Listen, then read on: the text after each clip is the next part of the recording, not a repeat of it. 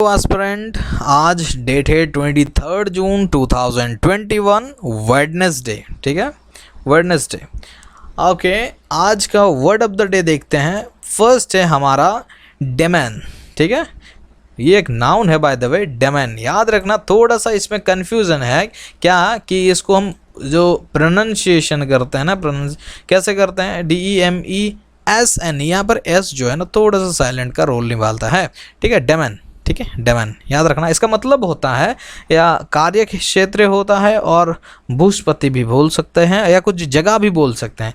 मतलब क्या बोल सकते हैं, एन एरिया, जो एरिया हो गया, और लैंड बोल सकते हो, कुछ जगह का हो गया, किसी का द्वारा कंट्रोल किया जा रहा है या किसी के द्वारा ओन किया गया है। ठीक है, तो उसको हम बोलते हैं डेमन। ठीक है, ओके। रियलम और टेरिटोरी, रीजियन। ठीक है ना, हमारा जैसे कि अंडमान निकोबार, ये सब क्या है, टेरिटोरी तो है ना।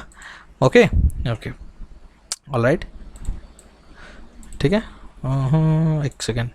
ओके, चलो, टेरिटोरी हो गया, रीजन हो गया। ठीक है, और इसका एंटोनिम जस्ट हमारे हिसाब से, इसका एंटोनिम तो ऐसे कुछ होगा नहीं, फिर भी अगर हम निकाले वैसे अप्रोक्सीमेट नियरर एंटोनिम्स अगर निकालना चाहे तो मोबाइल बोल सकते हैं, जो मूवेबल है। ठीक है, और लीव, इसको भी नाउन को अगर नाउन में कन्वर्ट कर सके तो यूज़ करना है तो नॉन बीइंग, इसको भी नॉन बीइंग को भी हम बोल सकते हैं। किसका, इसका एंटोनिम, किसका, डेमन का एंटोनिम के हिसाब से हम यूज़ कर सकते हैं।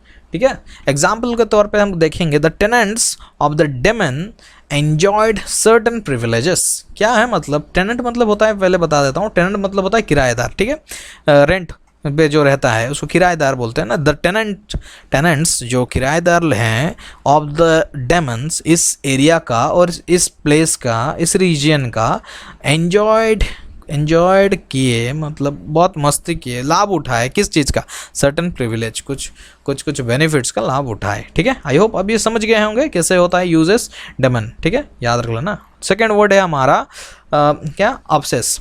ये ऑब्सेस, ओके, दिख रहा है ना, ऑब्सेस। ऑब्सेस भी एक नाउन है। ये क्या है बाय द वे, ये हम बोल सकते हैं फोड़ा ना, जानते हो ना, बॉयल फोड़ा, ये तो हम फोड़ा भी बोल सकते हैं, सोर भी बोल सकते हैं, ब्लिस्टर भी बोल सकते हैं। ओके, इसको हम पिंपल्स, तो हाँ चलो पिंपल्स के, हाँ ना, व्रण बोलते हैं ना, वो सब उसी हिसाब से बोल सकते हैं। हमारा बॉडी पे एक चीज़ क्या होता है, ऐसे स्वेलो होके हो जाता है, फूल जाता है एक जगह पे, उसको हम बोलते हैं अब्सेस। ठीक है, अब्सेस। ठीक है, जैसे आप फोड़ा हो गया या फिर आपका व्रण हो गया, ये सब इसे अब्सेस कहलाएगा। ठीक है, ये एक नाउन है बाय द वे।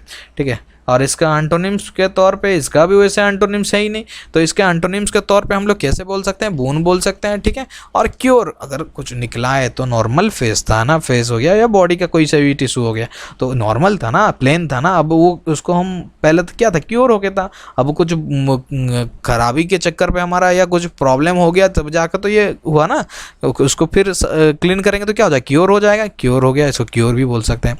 एड मतलब वही वो हेल्प ना, उसको हम क्योर करने के लिए जो। और केव क्या होता है, जैसे कि आपको पता है कि केव हम किसको बोल सकते हैं, जैसे गुफा। ठीक है, उस पर क्या, और एक ओवल, जैसे ना, जैसे कि हम मिरर पे कॉनकेव मिरर, कॉन्वेक्स मिरर जैसे ऑपोजिट होते हैं, उसी हिसाब से ये क्या होता है, अब्सेस जो होता है फूला हुआ होता है, तो अंदर घुसा हुआ वाला हम बोल सकते हैं केव बोल सकते हैं उसी हिसाब से। फॉर एग्जाम्पल, चाहे लो या ना लो कोई दिक्कत नहीं, बस जाने रहो। ठीक है, अब्सेस मतलब फोड़ा या आपका व्रण, फुंसी, ये सब हो सकता है। ठीक है, फॉर एग्जाम्पल चल लेते हैं, most abscesses are treated on an outpatient basis rather than in the hospital। अच्छे से और एक बार सेंटेंस को सुन लो, most abscesses are treated on an outpatient basis rather than in the hospital। इसका मतलब क्या होता है, अच्छे से ध्यान रखें, जो अब्सेसेस का ट्रीटमेंट होता है, ट्रीटमेंट जो होता है किसका, ये फोड़ा फुंसी सब का ट्रीटमेंट होता है, जो कहाँ होता है, on an out patient basis. Out patient basis मतलब क्या होता है, हॉस्पिटल का बाहर वाला वार्ड को हम बोलते हैं, या बाहर वाला डिपार्टमेंट को हम बोलते हैं, मतलब आउटर डिपार्टमेंट को बोलते हैं, आउट पेशेंट बोल सकते हैं ना। तो अच्छा एक चीज़, ओपीडी पता होगा ना, ओपीडी बोल के ओपीडी पे चले जाओ बोलते हैं ना। ठीक है, अब हॉस्पिटल पे जाएंगे तो हम लोगों का जो सीरियस कुछ नहीं हुआ होगा तो थोड़ी ना हमको पूरा अंदर घुसा देंगे, हॉस्पिटल पे एडमिट कर देंगे, नहीं करेंगे ना। तो जो नॉर्मल मतलब देख के आपको कुछ चेक वेक कर लेते हैं, या बाहर डॉक्टर बैठे रहते हैं, कुछ चेक करके, अच्छा क्या हुआ है, सर्दी जुकाम ये सब हुआ है, अच्छा फुंसी फोड़ा हुआ है, अच्छा ठीक है, ये सब करने के लिए हमारा ओपीडी डिपार्टमेंट क्या होता है, ओपीडी फुल फॉर्म क्या हो गया, आउटडोर पेशेंट्स क्या है डिपार्टमेंट। ठीक है, आउटडोर पेशेंट्स डिपार्टमेंट। ये याद रख लेना, ओपीडी तो ऐसे भी पता चल गया ना, ठीक है। अगर ठीक है, most abscesses are treated on outdoor, OPD पे ये सब ट्रीटेड होता है ना। आपको फुंसी फोड़ा होगा थोड़ी ना आपको एडमिट कर लेंगे भाई, ठीक है ना, rather then in the hospital. Hospital के अंदर नहीं घुसने देंगे ना आपको, बार बार ही आपको ट्रीटमेंट हो जाएगा तो अंदर क्यों एडमिट करना है खामखा पैसा खत्म करने के लिए, ठीक है। ओके, आई होप आप समझ चुके होंगे एब्सेस का यूटिलाइजेशन और ये नाउन का मतलब क्या होता है, ठीक है। आगे बढ़ते हैं। रेडोलेंट, रेडोलेंट एक क्या है, एडजेक्टिव, एडजेक्टिव, ठीक है। मतलब एक प्लीजेंट का स्मेल होता है, ठीक है, प्लीजेंट स्मेल। और ऑर्डर, चलो सुगंधित बोल सकते हो, ऑर्डर तो गंदगी हो जाएगा ना, ठीक है, ऑर्डर नहीं, स्मेल मान लेते। अच्छा, फ्रेग्रेंट विथ और रेमिनिसेंट और अरोमेटिक, ये तो पता होगा, अरोमेटिक मतलब खुशबूदार, और सुगंधित महकीला, और रिमाइंडफुल, ये भी याद रखना, रिमाइंडफुल।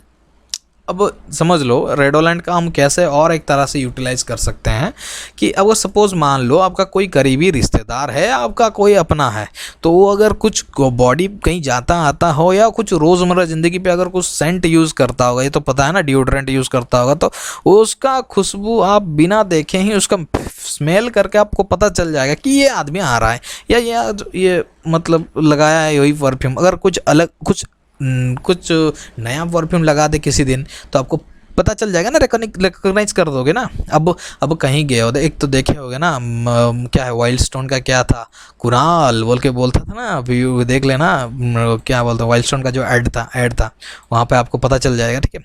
तो उसका स्मेल जो था हम फील कर सकते हैं किसी और से भी, अच्छा ये इसका स्मेल है, ठीक है। अरे बोलते हैं ना, अरे तुम तो इसके जैसे स्मेल मतलब महक रहा है या महक रही है, बोलते हैं ना, यही चीज़ होता है रेडोलेंट, ठीक है।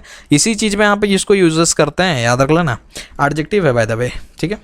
ओके, महकीला, सुगंधित, और इसका ऑर्डरलेस हो जाएगा, स्मेली हो जाएगा, मतलब इसका ऑपोजिट हम लोग ऐसे नॉर्मली तो मतलब क्या अच्छा का बुरा होगा, यहाँ पर स्मेली, ऑर्डरलेस, ये पूरा अप्रोप्रिएट तो नहीं होगा रेडोलेंट का, लेकिन लगभग आसपास वाला हो सकता है, ठीक है। फॉर एग्जाम्पल देख लेते हैं, my grandmother's house always seemed to be redolent with the aroma of baking bread. Baking bread का खुशबू हमेशा, मतलब my grandmother's house always seem to be, मतलब वो हमेशा मतलब बेकिंग ब्रेड बनाते रहती हैं, तो घर में क्या सुगंधित होते रहता है ना, ठीक है। जो ब्रेड खाते होंगे उसको कितना मज़ा आता होगा कुछ, ठीक है ना।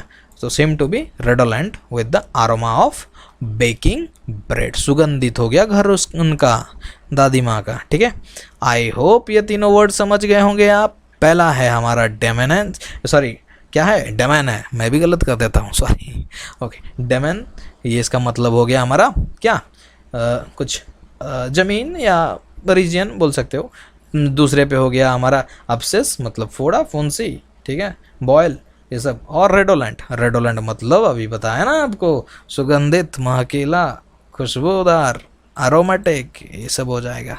ओके, आई होप आप समझ गए होंगे, आज ये 3 वर्ड्स को आप अच्छे से समझ गए होंगे। अब मिलते हैं अगले वीडियो पे, तब तक अपने ख्याल रखिए, घर वालों का भी ख्याल कीजिए। बहुत बहुत धन्यवाद ऐसे टाइम देने के लिए और कुछ सीखने के लिए। Bye bye, take care.